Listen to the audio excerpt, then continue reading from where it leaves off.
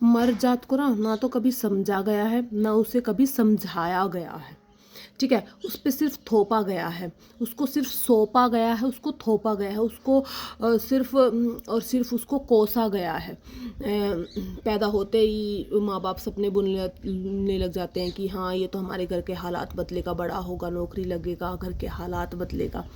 हाँ, उसको जिम्मेदारी सौंप दी गई है, मन ही मन में सौंप दी गई है। जैसे थोड़ा बड़ा होता जाएगा, जब तक बड़ा होता जाएगा उसके दिमाग में बिठा दिया जाएगा कि तुम्हें अपने घर के हालात बदलने हैं।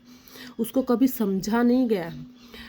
फिर जब जैसे ही वो समाज में जाएगा, रिश्ते नाते निभाएगा, तो उसको कोसा जाएगा कि तुम्हें तो रिश्ते निभाने ही नहीं आते, तुम तो इमोशंस लेस हो, तुम्हें तो इमोशन आते ही नहीं है, तुम तो बड़े प्रैक्टिकल हो। क्योंकि उसे बनाया ही प्रैक्टिकल है, उसे कभी बैठा के समझाया ही नहीं गया है कि तुम्हारे लिए ये भी ज़रूरी है, ये भी ज़रूरी है, रिश्ते भी ज़रूरी है, तुम्हारे लिए काम भी ज़रूरी है, घर की जिम्मेदारी भी ज़रूरी है, तो रिश्ते भी ज़रूरी हैं, इमोशंस भी ज़रूरी हैं।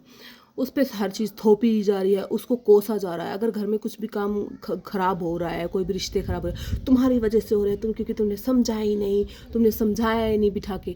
समझाएगा क्या, उसे खुद नहीं समझ में आया, उसे कभी किसी ने समझाया ही नहीं। तो मर्दों को तो सिर्फ सौंपा गया है, कोसा गया है, उन पे हर जिम्मेदारी थोपी गई है। और मर्द बड़ी प्यारी चीज़ है।